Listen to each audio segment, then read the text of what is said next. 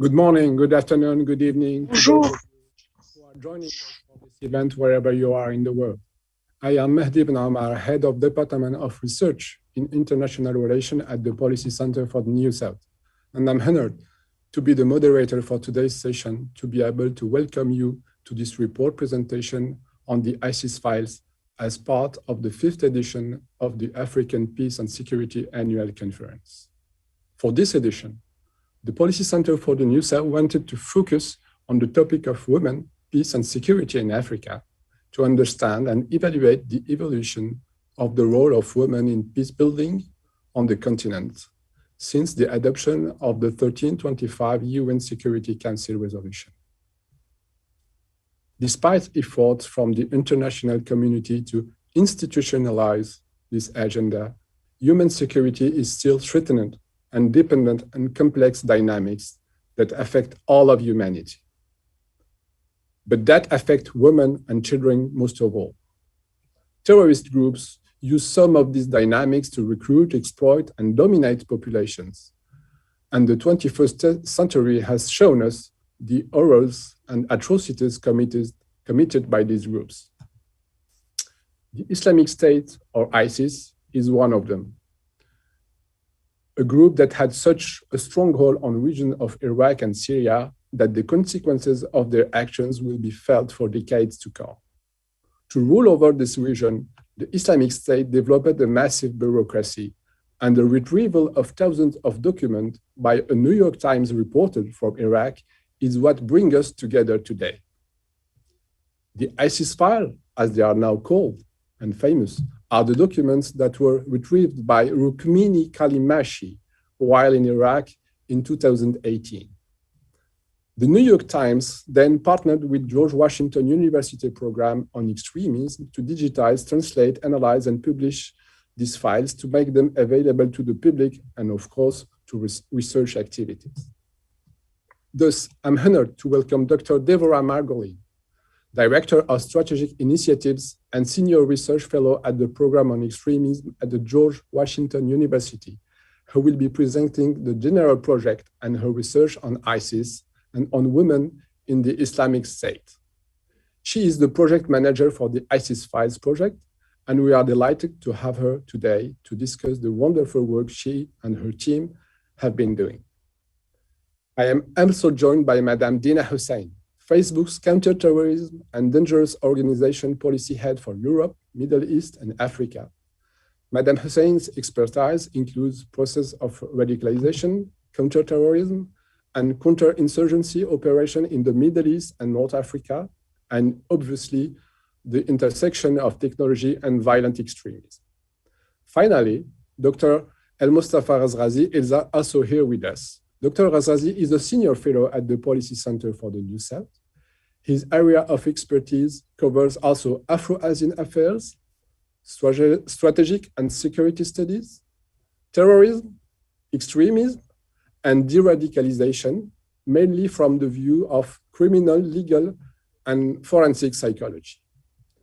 Thank you to all for being here today. You are most welcome. I will now leave the floor to Dr. Margolin. Deborah, please. Thank you. I should also mention I am not yet Dr. Margolin. Hopefully by the end of the summer. I've done a part-time PhD and it's submitting in the coming weeks. So hopefully by the end of the summer, Dr. Margolin. Thank you to the Policy Center for the New South for inviting me here to speak today, and for my fellow panelists for joining me. In the 15 minutes or so that I have to speak, I'm going to tell you about the ISIS Files project and delve into one of the issues explored in the analysis of these files, women in the Islamic State. I'd like to thank our moderator for introducing a bit about the files, but just to delve a little bit more into those who don't know the ISIS files, they're a collection of over 15,000 pages of Islamic State internal documents collected by New York Times journalist Rukmini Callimachi and her Iraqi colleagues while they were embedded with the Iraqi military between 2016 and 2017 in Nineveh province. Since 2018, the New York Times has partnered with George Washington University. Immediately after the digitization of the files, they were hand-delivered by the New York Times to the Iraqi embassy in Washington, D.C., and GW does not hold any of the original documents, only digital copies. At GW, this work's been a collaborative project between my research center, the Program on Extremism, and the GW Library. Together, we have sought to create an ethical framework for working with and publishing these files. The underlying principle that has shaped our work in this project is that we endeavor to do no harm. To live up to this principle, before publishing a single document, we carried out 18 months of research and consultations with approximately 300 institutions, experts, and community stakeholders. We've also created and carried out a redaction protocol that seeks to protect personally identifiable information in the files. At the end of this month, 1 year since the project was publicly launched in June of 2020, we will have published 14 research papers analyzing and contextualizing the files. GW has also worked to redact, translate, redact, and publish several of these primary source documents themselves.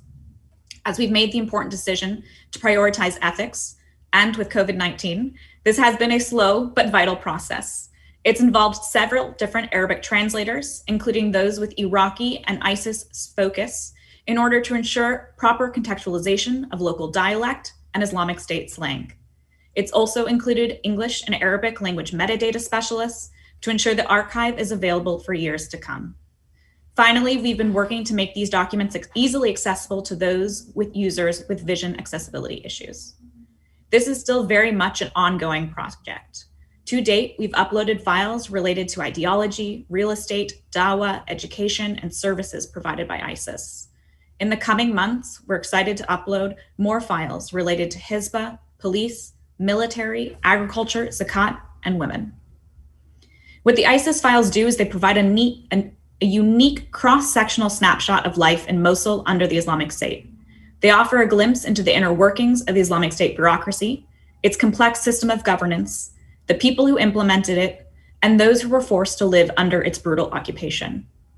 While these files provide telling insights into the Islamic State, it's also important to acknowledge that they come from a specific time. Specifically, most of our documents are dated between 2015 and 2016, and a specific place, Nineveh province. Furthermore, there was no formal collection process of these primary source materials. Of course, these are issues that are not unique to this collection, and other primary source repositories, especially those recovered during times of conflict, have also had to manage with these issues. Acknowledging these limitations doesn't diminish the significance of the ISIS files, but rather it highlights their value and the sober and methodological way we've approached the process of archiving, translating, and redacting and analyzing these materials. As noted, along with managing this project, I'm the co-author of 2 of the reports contextualizing the files.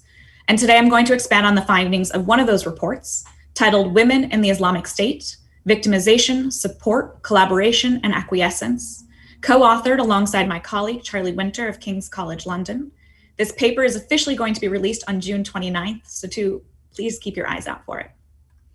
And what this paper does is it examines the Islamic State's treatment of and engagement with women who lived under its control between 2014 and 2017. We focused on the Islamic State's treatment of both the in-group and out-group women to better understand the diverse day-to-day lives of women under the caliphate.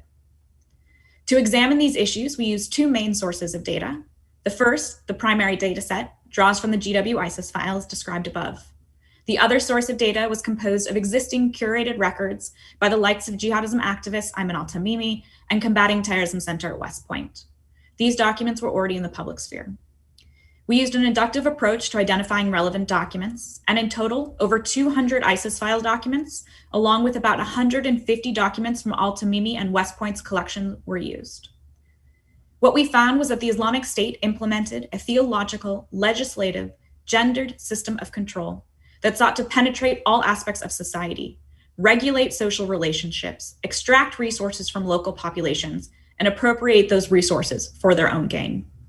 Essentially, this system was based on the idea that individual and communal life should be governed in totality by what the Islamic State considered Islam, specifically how it was practiced during the first 3 generations.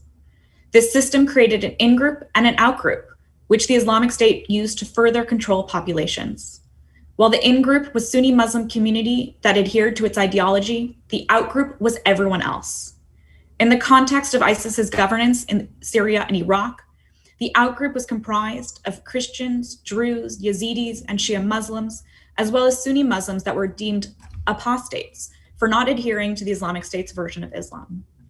Within Islamic State-controlled territories, ISIS's ideology drove the group's conceptualization of appropriate and inappropriate behaviors for both men and women.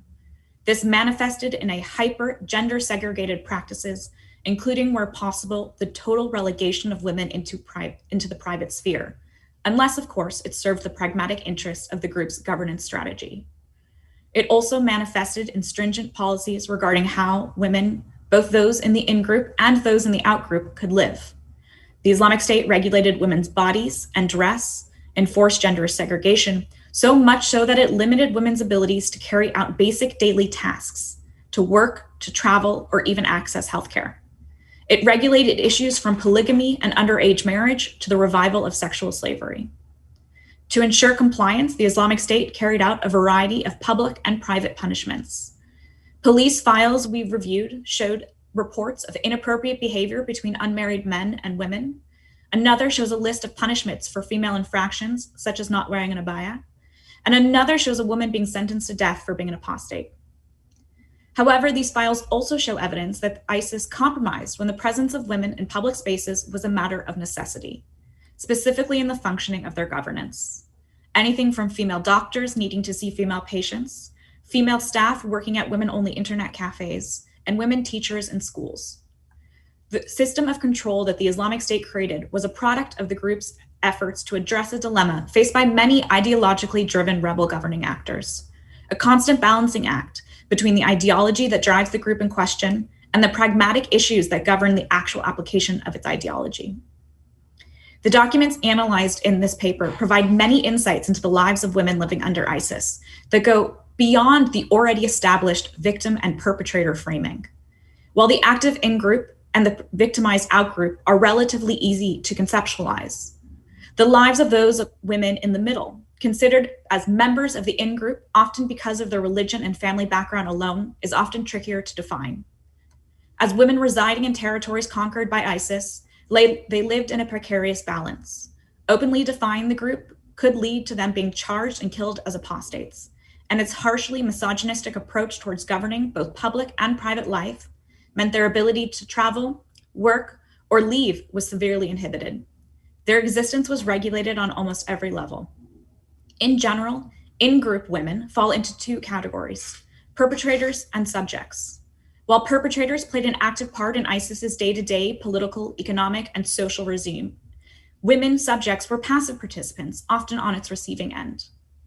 It's vital to note that it was beyond the scope of our research to definitively classify in-group women under the Islamic State as either subjects or perpetrators. While it may seem easy to simply classify all foreign women who tried to travel to the caliphate as active perpetrators and all local women as subjects, as we know, these definitions are often more convoluted. The distinctions created in this paper of active and passive in-group are meant to highlight the complexities of women's lives under rebel rule. The first way we looked at women in the in-group was as perpetrators. I won't delve too much into this for time constraints, and it's already been discussed extensively within the research. But we saw women and perpetrators in two ways. First, as part of the Hizbah, or morality police. We examined documents that looked at women's role in all female Hizbah units, who were tasked with addressing women's Sharia violations. Interestingly, these documents also showed that women who were part of the Hizbah were also charged with providing financial and material assistance to other in-group women considered in need, giving counseling to women who had been arrested, touring women's schools to stop Sharia violations or offer advice, and accompanying male members on arrests or inspection raids against female targets. The second way we saw women as active perpetrators manifested in women in combat roles. While often debated in 2017, we examined several publications by the group that called women to pick up arms as they lost their territorial advantage, as well as video footage released by the group of women fighting alongside men. The second way that women in the in-group manifested was as subjects. As in-group members, but not active operatives, these women made up the vast majority of Sunni Muslim women living in the Islamic State. Their status as subjects is not to be misconstrued as being proactive supporters of the ideology and agenda of the Islamic State. It just means that they were not, by definition, considered members of the outgroup. Being considered part of the in-group does not mean that women subjects were not victimized. As women living under the group's totalitarian rule, they were routinely exposed to brutal punishments and harsh restrictions. While some women subjects may have collaborated with the group, For many, if not most of them, acquiescence to ISIS rule was simply a means to survive. The files show that women as subjects took part in the Islamic State's administration and also benefited from the system. One of the most prominent ways that women took part in the ISIS workforce was in its hospitals and schools. The files show that Islamic State regularly advertised or commanded women doctors and teachers into service, threatening their lives and livelihoods. We also saw women working under ISIS in more peripheral ways. For example, as mentioned before, women working in women-only internet cafes, or female farmers and landowners. While rare, we saw cases of women taking over rental contracts if the land was fallow or their husbands had died. While the vast majority of women in the in-group living under ISIS were not gainfully employed, they still came into contact with its administration on a day-to-day basis. For example, women were often granted resources or other forms of material support. Sometimes this was indirectly through their husbands and fathers who were supported by ISIS by working within its system. For example, men's military salaries were often dependent on the numbers of wives, sex slaves, and children that they had. In other cases, women received support directly from ISIS.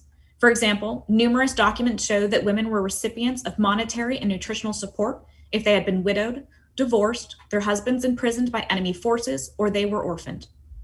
Women were also beneficiaries of the system through attending Islamic State educational institutions, most often at the primary level, but in a few cases at the university level.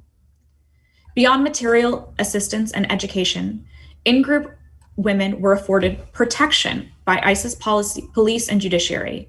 We examined files in which women raised agricultural disputes, made financial claims, and asked for help in cases of domestic abuse.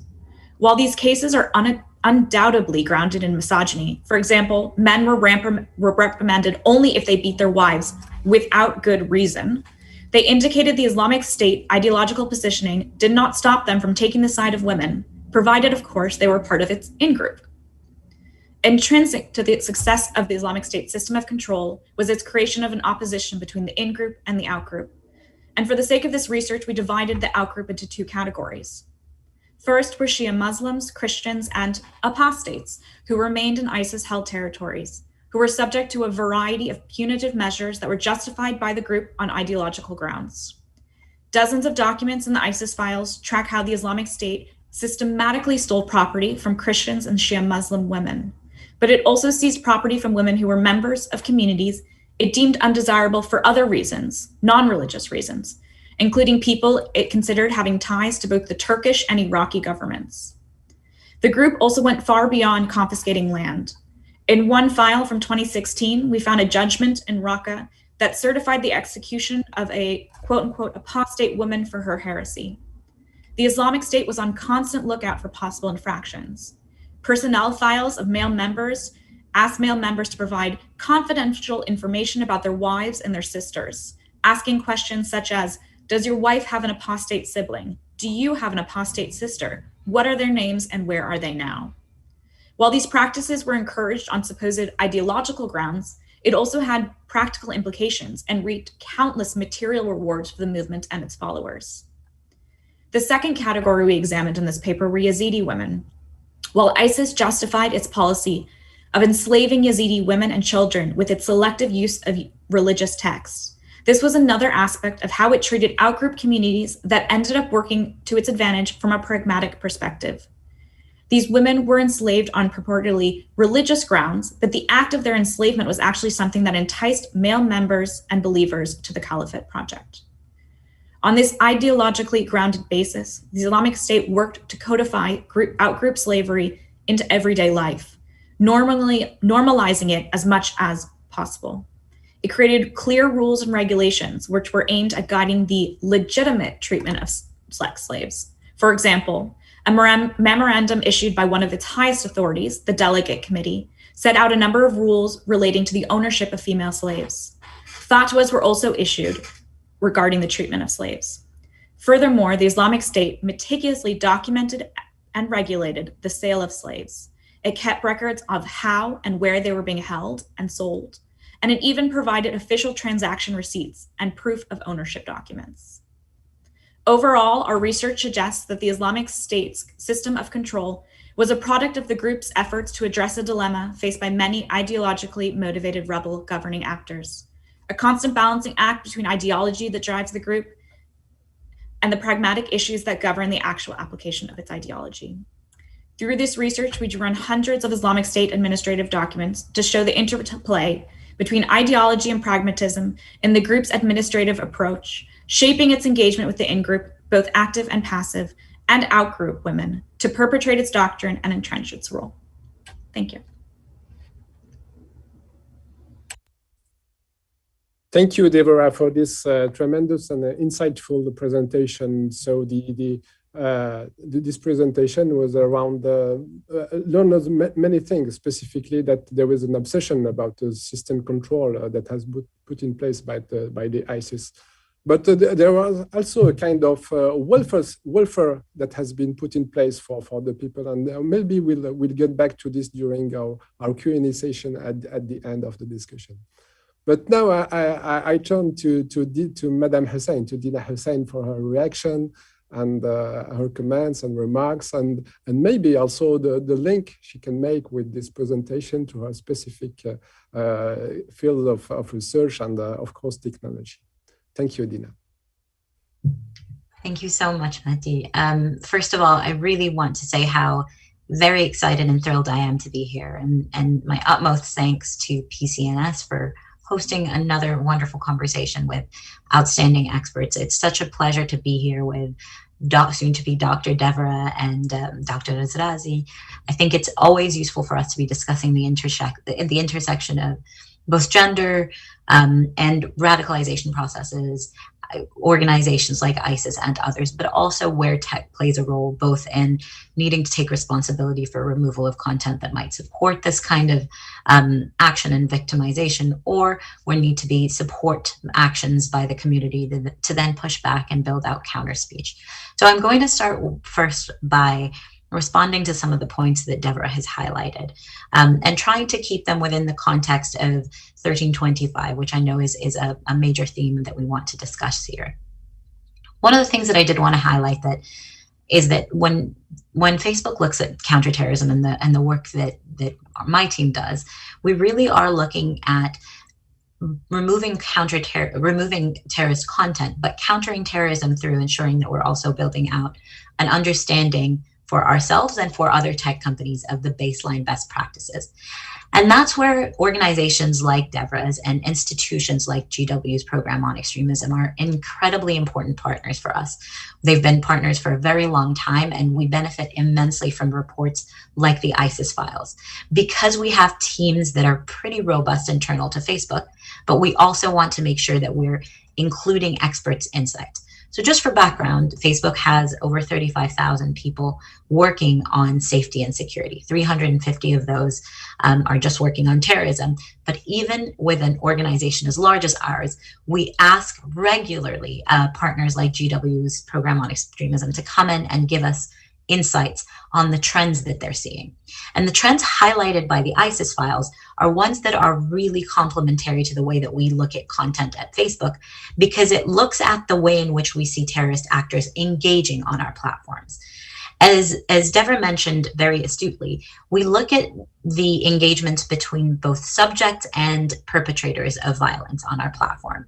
And that's why when you look at Facebook's counterterrorism policies, you'll note that we say that we do not allow terrorist actors on our platform, but we also don't allow praise of those actions. We do not allow support of those actions, nor do we allow representation. And that really is meant to encapsulate in a more robust manner the trends that Deborah and her team have highlighted in the ISIS files, including funding and recruitment and organization, even if it be for medical support or organization of a welfare infrastructure.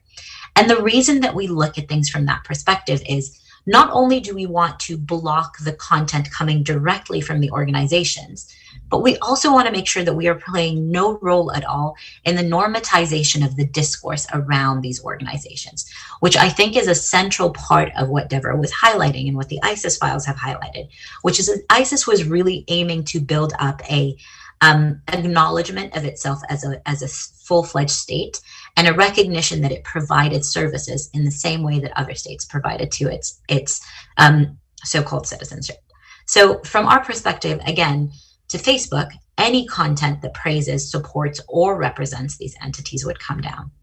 Another thing I wanted to highlight is one of the most important actions that we took at Facebook is to go beyond just looking at content, because again, partners like Devra at GWPOE have highlighted to us that when we look at the manifestation of organizations like ISIS online, we're not just seeing them manifest as posting propaganda. It's not just Daber and other newsletters that are being posted online. It's also normative discourse around when are schools and institutions starting. And so ensuring that we are publicly making it very clear that none of this support is allowed on our platform is a main tenet of the work that we do.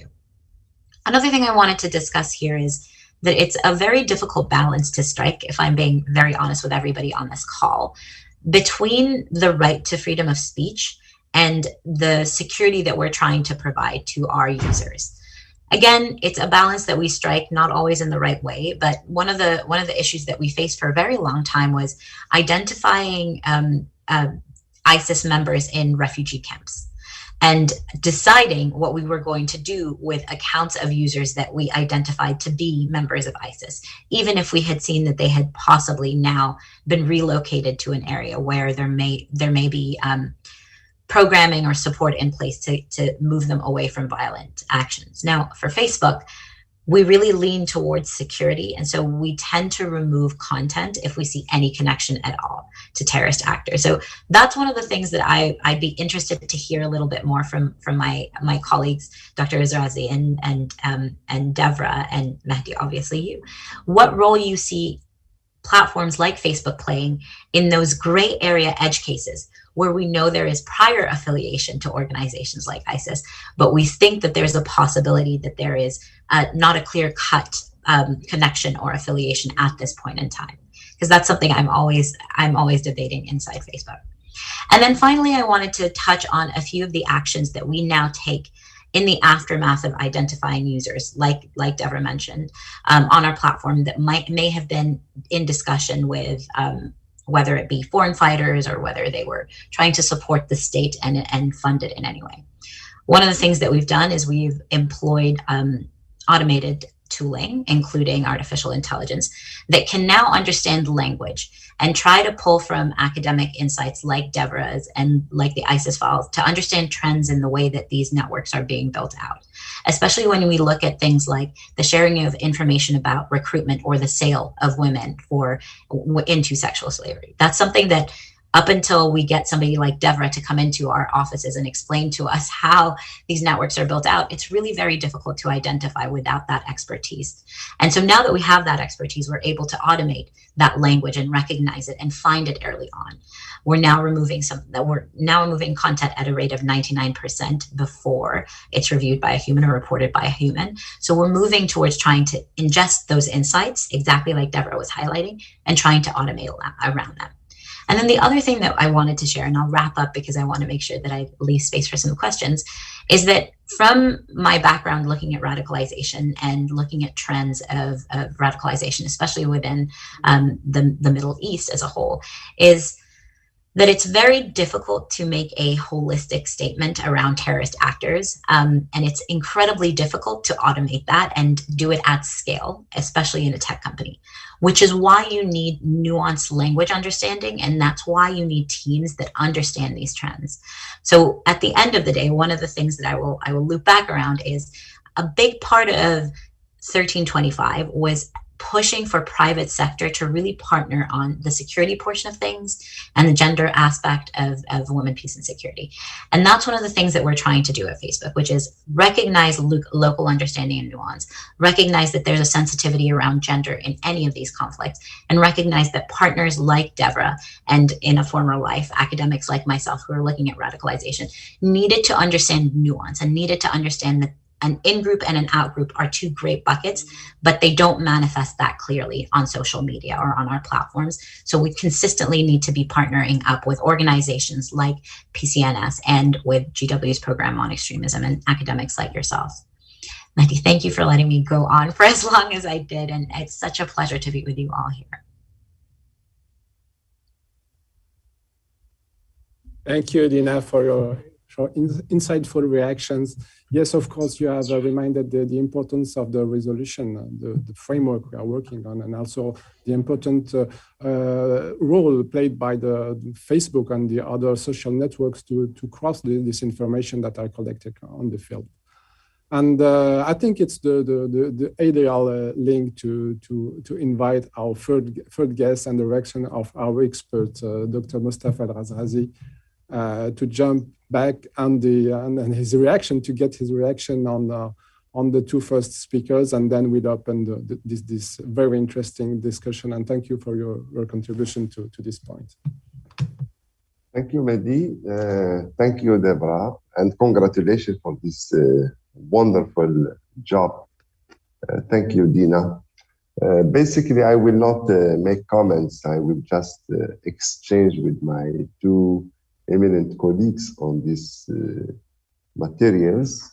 And I will not hide that I was engaged in a very small adventure, similar, collecting the fatwa in North Africa, which was behind the departure of almost 9,000 from Tunisia, Morocco, and neighboring countries. Mainly, I was focusing on fatwas that have motivated women in particular. And from here, I would like just to say that ISIS files are very important in the sense that they go beyond zooming on the doctrinal parts, but also on the daily management of ISIS in its territory between 2014 and 2017, either the public, civil or military management. And this is something very important.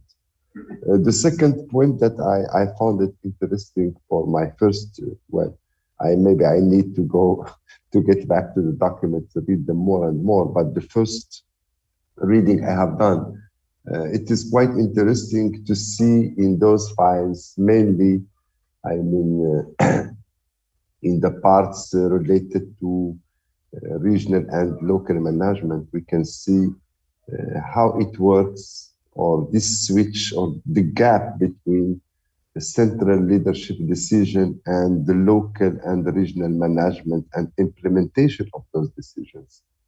And we have so many letters, so many decisions by the emirs of regions. So I personally enjoy to look at this part, and it's very helpful to understand the profiles, mainly if we make other interference adding.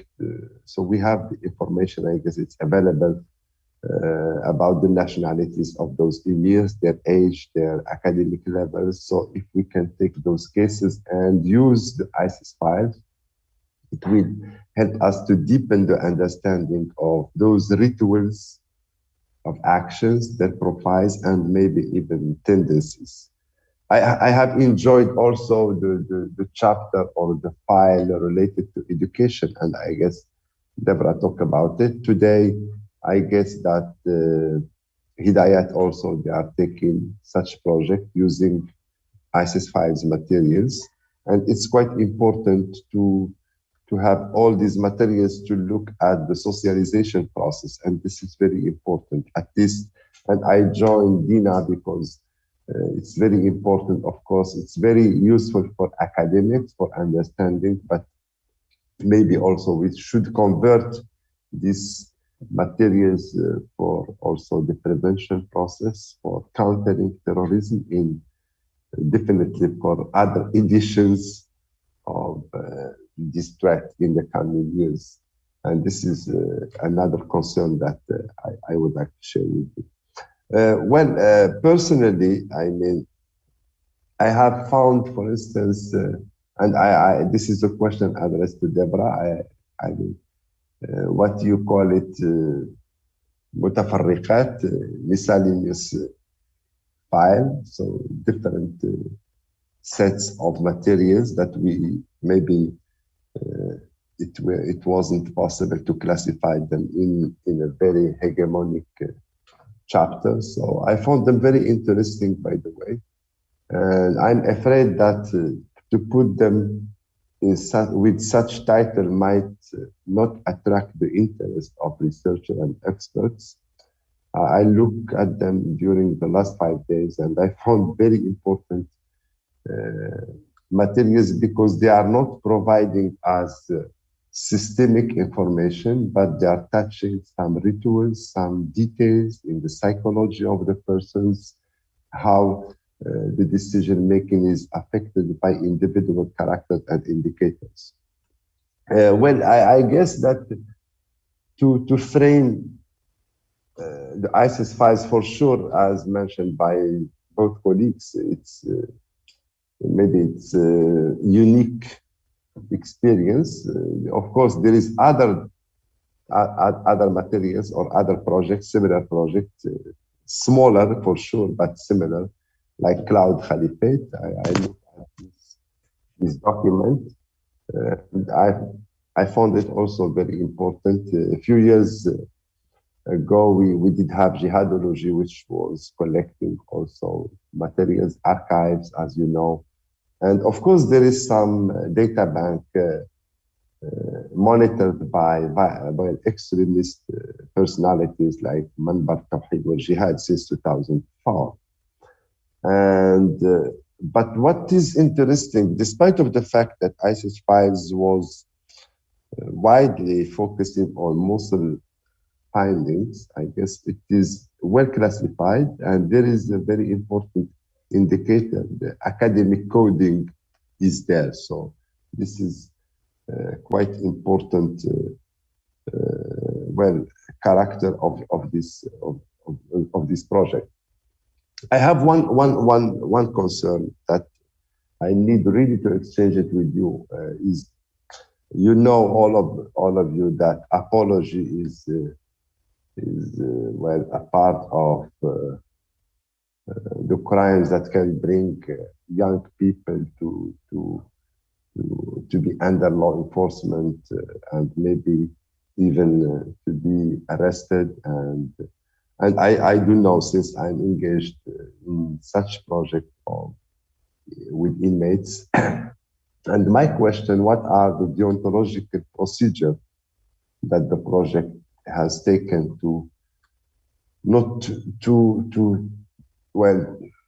serve to such apology, if besides researcher and normal people might access to the documents. And also I would like to mention that in our latest research, it was published just 2 days ago by Maghreb Union organization. It's a collective book on women returnees from Syria and Iraq. And I have published some findings, but also I mentioned in my latest paper with GNet, this new strategy which was initiated in 2019 by some violent extremist group named Watch the Watcher. It's a strategy that which is based on creating some groups of elite from those violent extremist group who monitor, who follow up the publication, the concern of us, we who pretend experts on violent extremism. And I guess to what extent this material also can be a subject of visit by those groups, and to maybe for sure we enjoy this freedom of accessibility. We researchers, we don't have always such opportunities, but also from a deontological point of view, it comes to our mind if those documents might be instrumentalized for other means by other groups or by other visitors and population. The last concern, unfortunately, Rukmini is not with us, but I would like to ask him if you have answer. I would appreciate. What is the procedure, the act of collection, of getting all this collection? Because I do know that the army of different countries who were involved in the international alliance have collected so many documents, but they did have this issue of how to convert their findings to legal instrument for national courts, and I'm not sure to what extent that the collection of these materials has to do with such processes, mainly in Iraq. Thank you very much. Thank you, Dr. Mustafa Al-Ghazghazi. Yes, you have pointed to question of methodology and deontology. So in order to structure the discussion, we'll begin with this question of deontology and methodology, and maybe I will let Deborah and Dina have their word on it. And then we'll jump to more content question, as our social networks are very excited about. I have a lot of questions to you, and I will transmit the question, okay? So about deontology, Deborah, Yeah, absolutely. So a lot's been written about this very publicly, and so I won't comment on it too deeply, but the documents were collected and put into trash bags and then brought back to the United States. And there was some comments publicly about the collection and the fact that the documents left the United States, left Iraq for the United States. And because of that, the documents were repatriated back. So like I said, we only have digital copies of these documents. We digitized them, the originals went back, and so we don't hold any hard copies of these documents. So the Iraqi government has access to all of these documents as well, and unredacted and things like that. I thought a really interesting point that you brought up, there was two very, Dr. Rizzi, there was two very interesting points that I think are really important to expand on. One was, in the words of the enemy, is kind of how I'll call it. It's how Islamic State called it, right? They would watch how we spoke in order to misinterpret or twist it for their own advantage. Say, look at these experts, they know nothing. And I think it's very important to think about how our research could be interpreted and used by violent extremist groups. And I think that's part of the reason, one of the many reasons why we did 18 months of research about what it would be to publish these files. And I didn't go too much into the ethical issues and the procedures that we follow internally. But we use secure drives. No file is published unredacted. We remove all personally identifiable information unless an individual is of the emir level. Because somebody reaches the emir level, there's no question of their ideological commitment to this organization.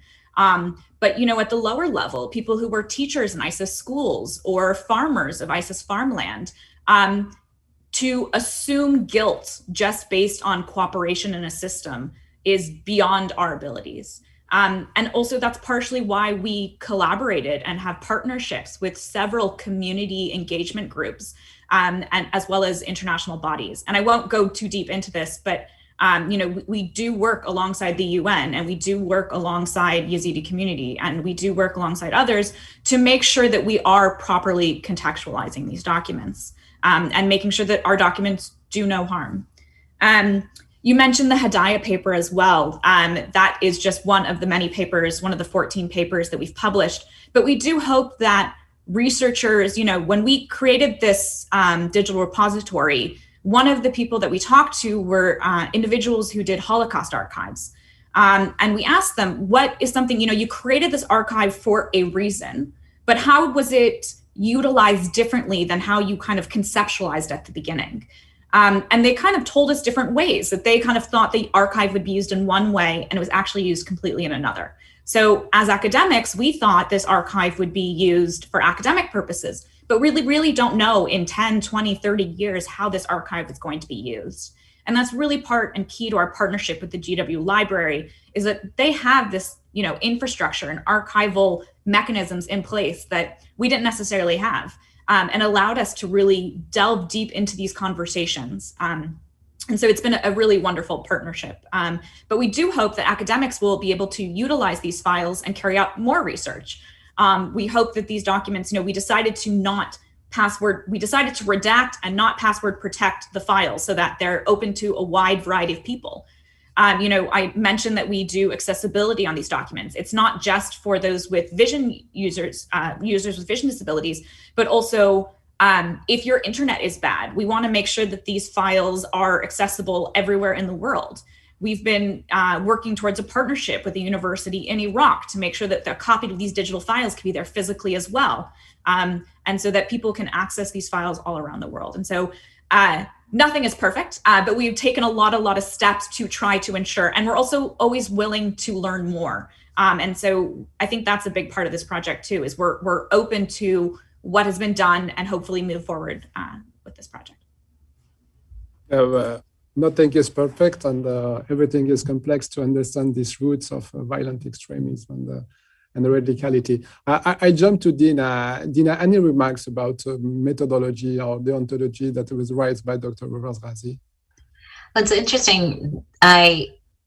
I fully understand and agree. The fascinating aspect of these papers is the journey that they have taken. I think, as somebody who is a researcher based in Northern Sinai for the majority of my 10 years, it was always interesting to understand where it was that we could protect content that was coming from a region and where we had the most ability to disseminate it. So I hear Deborah's points fully. I think to touch on Dr. Razrazi's points, I do think there is a conversation here that certain tech companies can help with, but looking at how far we can disseminate this knowledge and looking at where there are multi-sector partnerships that we can build off of the insight that Deborah and her team have already pulled from. So one thing that I would highlight to you is everybody on this call is familiar with it, but for those that are not on this call, the Global Network on Extremism and Technology, which Dr. Razrazi just published in, and Deborah and Dr. Ben Ahmad are all parts of, it really does aim to pull at that knowledge, understand it, and then disseminate it to areas where it usually would not be a point of discourse. And personally, I will say that as somebody that works as a tech company and has never done any tech work before this, I spent the last 10 years of my life looking at radicalization trends.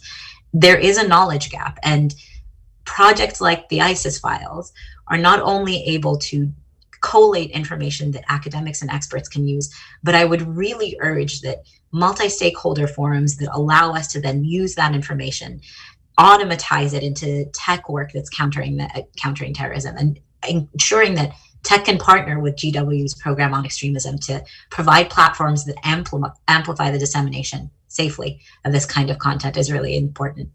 Now I will put on a slightly controversial hat. As a researcher from the region, I think one of the things that I had always struggled with, and I'm sure a lot of people on this call would relate, was the ability for large-scale institutions that were abroad in the West to access this information, and for us never to get access to it again, although we were from the region. And I really would like to congratulate GW on the effort that they have put into making sure that regionally based academics have their say, are participating actively in this dialogue, and have the opportunity to publish on this work, because I think that's incredibly important and was not always a privilege afforded to everybody in the region.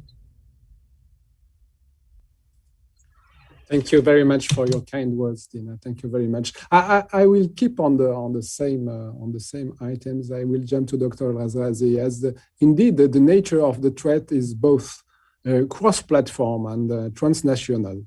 How different partnerships and research support can help to eradicate this phenomenon without falling in the trap of propaganda to you. And it is a question also of deontology, I would say.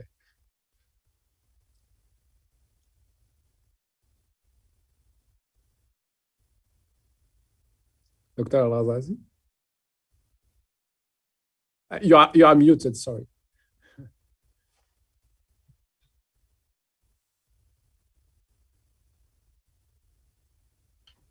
accessibility. I didn't get the question here. Sorry.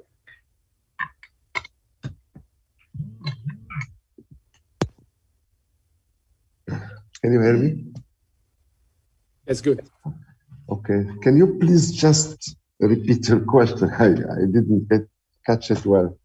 Yes, Mustafa. I was saying as the nature of the threat is both cross-platform and transnational. How different partnerships and research support can help us to eradicate this phenomenon without falling in the trap of propaganda. Well, I guess that this issue is for sure very important because today, well, it's not something I should hide. I am working on what is named the Jihadist Suit. And it's a document of more than 25,000 pages. It is not exclusive to Daesh. It has started with Al-Qaeda and well, upgraded by different groups.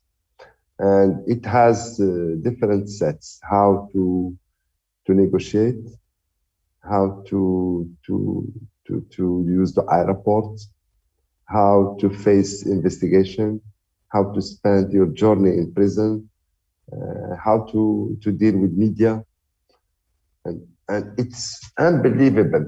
And this part, when you read it, I have one of my students, he published a book at the beginning. I didn't get it well, but now really I called him, I told him, congratulations, and a very small book in Morocco, and unfortunately it wasn't that much highlighted. The Jihadist Intelligence. And I love the title. So sometimes we, well, because we have degrees, we have positions, and we pretend and we believe that we are experts and good in. Sometimes we underestimate the other part. And here, something that personally I'm very careful. Maybe I have two hats, the one of international relations expert, and also I'm clinical psychologist. Maybe I'm aware from this part that today maybe those ISIS files are very important in my understanding. Maybe, of course, the accessibility, I'm sure I visit GW, how they are organizing. I guess they're aware about that. So there is a lot of guarantees that the accessibility will be limited to researcher for sure.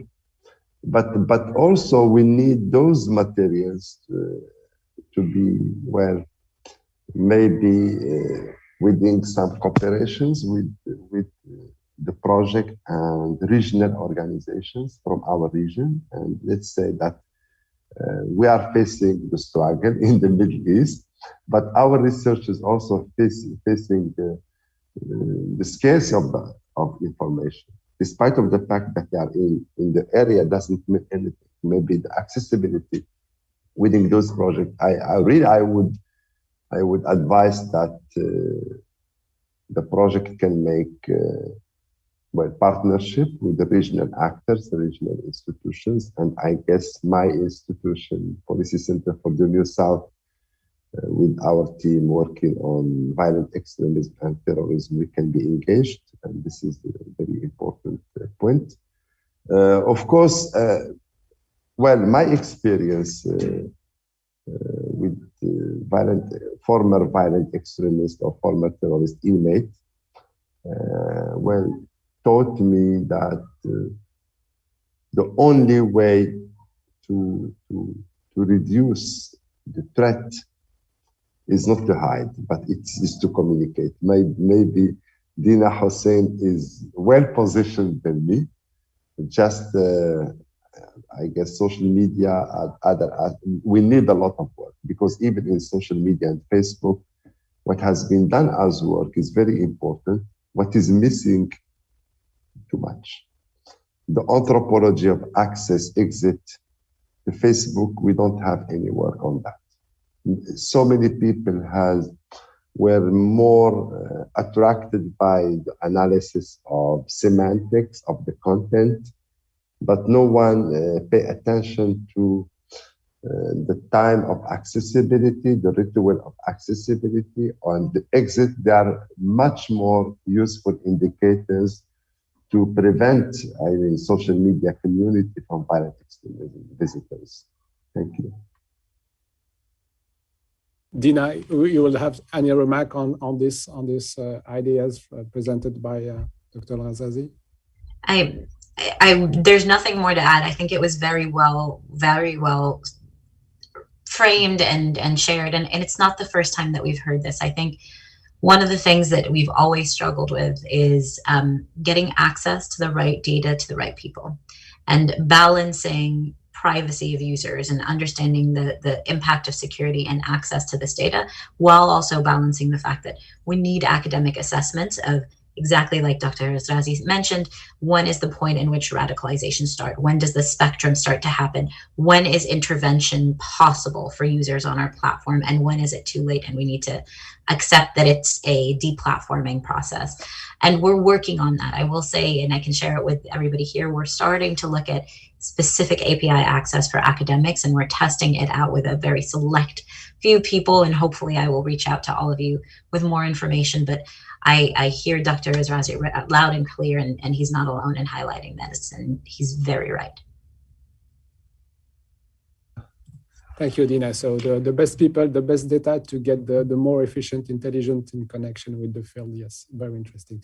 Now, if you may, we'll move on some content questions that are coming from the social networks. And I will jump back to my own remarks about the welfare system that has been put in place, Deborah, that you have raised in your first presentation. We've seen that there was a detailed system of control, but there was also this, the ISIS files depicted this welfare state. So to what extent the economic situation of women, both social and intellectual impact, the possibility that their children get radicalized? Thank you. I think that's an excellent question, which actually almost ties back to a comment that Dr. Razari made earlier, which is that what was kind of interesting about the files. And I think that a lot of the files that initially, as an academic, I was looking for were documents that specifically pertain to women as the primary interest. You know, in our methodology, when I originally was looking at these files, I tagged them as primary, secondary, and tertiary. Primary were documents that were just focused specifically on women, where they were the main, center of the document. Secondary documents where women were kind of connected to men and were indirectly associated with the documents. And tertiary were ones where Islamic State tracked an individual based on their family history. So it tracked back grandparents and names like this. And all that information is redacted. But what's interesting about these documents is that I think my initial assumption as an academic when I looked at these documents was, the primary documents are going to be the most interesting. But really what I thought was interesting was the secondary and the tertiary documents, how the Islamic State, women were, we know a lot about women as victims and perpetrators, but we don't know a lot about women's lives as subjects. And I think that these documents actually provided a lot of insight into those experiences. And part of that was either direct or indirect support from the welfare state that the Islamic State created. The Islamic State saw itself as a governing actor, and what it wanted to do was create a system of governance. Often what that meant was taking over existing institutions that were already in place, putting this is now ISIS, taking over the people that were working in those institutions, forcing them to work within the system, and saying, actually, these systems were failing before, but look, we've come in and we can do it better. And so it is really important to understand the services provided by the Islamic State and their ability to semi-successfully, not always, often through brutality, but semi-successfully operate some of these systems. Be it agriculture, which there's on the 29th, I'm also launching a report on the Department of Agriculture. So their control of land, how they controlled access to land, food, water, grains, how that affected men and women's lives under the Islamic State, but also education. Hadaya's excellent report on education not only looked at the system of education, how that was created, but what that meant for children who were educated within the system. as a researcher who focuses on women and violent extremism, I often focus on women's agency or women who are active perpetrators in these processes. And so I sometimes, want to bang my head against the wall when we link women and children. That being said, even if I get upset about that, it's also very important to acknowledge that often women are the primary caregivers within these groups, and often children are still with their mothers and they're not with their fathers. If we look at Al-Roj, Al-Hol, these women are in camps with their children. And so there has to be an acknowledgement of, if we do know that women have been radicalized, if we do know that women are perpetrators or even have been subjects of the state or adhere to any parts of these ideologies, how does that affect children?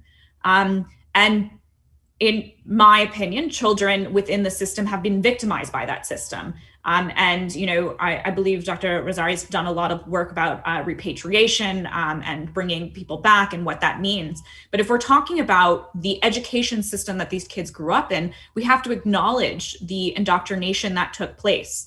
And also, even women who were victimized by the Islamic State, we have to acknowledge some of the indoctrination that took place. And that was part of the idea of creating this active and passive. Just because you are a passive member of the in-group doesn't mean you weren't part of its system. And it's important to acknowledge that even if you've been victimized by the system, you can also be a perpetrator within its system. And we're seeing that in cases in the United States that are being tried. I think it's very important to acknowledge kind of women's daily lives in order to properly prosecute or rehabilitate or address women who've been involved in these groups. Thank you very much, Deborah. Dr. Razrazi, maybe you have any comments? As I know you have a lot of work on the social and economic aspect on your work. It's a no or a yes, I don't know. I think I have some additional comments. I guess Deborah explained it very well, and I agree totally. Thank you. Thank you, Doctor. I will jump now to the tech companies and to Dina and in what extent this tremendous words about ISIS files can preventive measure monitored by tech companies and government agency can prevent the radicalization process. I wasn't clear, maybe. So what the measure you can put in place is this work will help you within companies like Facebook to have a better understanding of the radicalization process on the networks. Yeah, absolutely. To begin with, I do want to highlight GW's program on extremism is, as I mentioned, a longtime partner because of exactly this. Because one of the things that we know within tech companies, and I want to pause and say I don't speak on behalf of all of the internet. I can only really speak on behalf of Facebook and Instagram. But when it comes to our platforms, there are indicators that are shown by people in the early stages of radicalization that are vastly different from the indicators that you see when somebody is already radicalized and calling for violence. Usually we're seeing the utilization of our platforms to be vastly different. One end of the spectrum, they're being very covert. Their operational security is a little bit more heightened when it comes to who they're contacting and how they're engaging. But then towards the later end of the spectrum, where we're seeing calls to violence, calls for incitement, we usually see that is done a little bit more in the open, while in the middle, the recruitment takes place in things like secret groups and Messenger. And we know this because we've got investigators, 350 people who, a lot of whom are investigators inside Facebook looking at this content. But also we know this because Devra and her team show us indicators time and time again from the way that they look at the content and mention the discussions and the recruitment processes and the utilization of both online evidence or utilization of the online sphere to bring people over. So yes, absolutely, this research is incredibly imperative to countering radicalization and countering violent extremists, because we need to know what to look for on our platforms. So without understanding that, for example, once people have been moved to Al-Hul, we know that the tendency is to use different spellings for where, for where they were based when they weren't in the refugee camps. We know that they changed the way in which they ascribe them their affiliation. So if you were a perpetrator, but you've now moved to the refugee camp, you will want to frame yourself as a subordinate. And so we know this because we're seeing some trends, but it's reaffirmed by actual evidence and data-driven research, like the research that's coming out of exactly the policy on the center, the policy center for the New South, and GNet and GW's program on extremism. So within all of that, what Facebook then does is to say, okay, we now have PCNS, we have GWPOE, we've got GNet giving us these pieces of data. How do we then distribute it as Facebook to our investigators so that they're checking trends, our automated tools so they're finding it automatically faster, for our image and video matching in order for that to remove any propaganda videos that are coming up or images automatically. And then finally, how do we share this information with other tech companies? Because I know Deborah very well. We're very good friends, but I know her because I am a radicalization expert in my former life. And I work at a company that has the resourcing to hire a terrorism expert. That is not the case for the majority of tech companies out there, which is why we then created the Global Internet Forum to Counter Terrorism. And the Global Internet Forum to Counter Terrorism, lovingly known as GIFCT, although it's not the best acronym, it's an organization that is meant to bring together the knowledge and expertise of people like Dr. bin Omar, Dr. Izrazi, and soon to be Dr.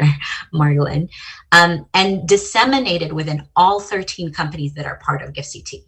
And not only do we give them an understanding of trends by having experts create very valid research that they can then understand themselves and give it to an engineer and give it to a policy person to use, but we've also created things like the hash sharing database. So I know that Dr. Izrazi and Dr. bin Omar and Deborah all are familiar, but for those of you watching, we've created a digital fingerprint mechanism that allows us to find images and videos that we know are tied to Daesh, Al-Qaeda, and the Taliban.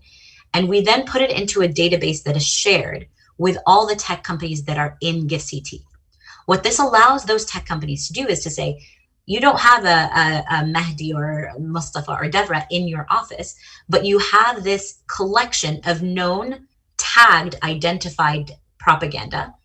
Look for it on your platforms. Do with it what you want, right? It's not Facebook telling other tech companies to do it, but that's the way that we are finding the experts, utilizing their information, categorizing it into investigation, automation, removal, and then sharing that knowledge with other internet partners and tech platforms across the world.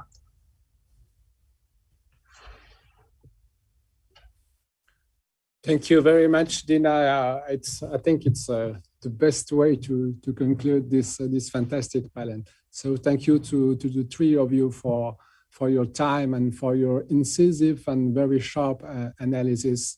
I hope that this complexity coming from the data collection from the ground to the tech companies and to the knowledge and the research activity will inspire you in your further activities. We will embark other partners with us in this very important program in order to reach our decision makers and policy makers to understand better the radicality, the violence, and all these issues that are harming the world. Thank you very much for your time, and I hope to see you soon in Rabat for a cup of mint of tea. Thank you so much for hosting us. It was such an incredible honor and pleasure. Thank you so much. Thank you all of you. Thank you, Deborah.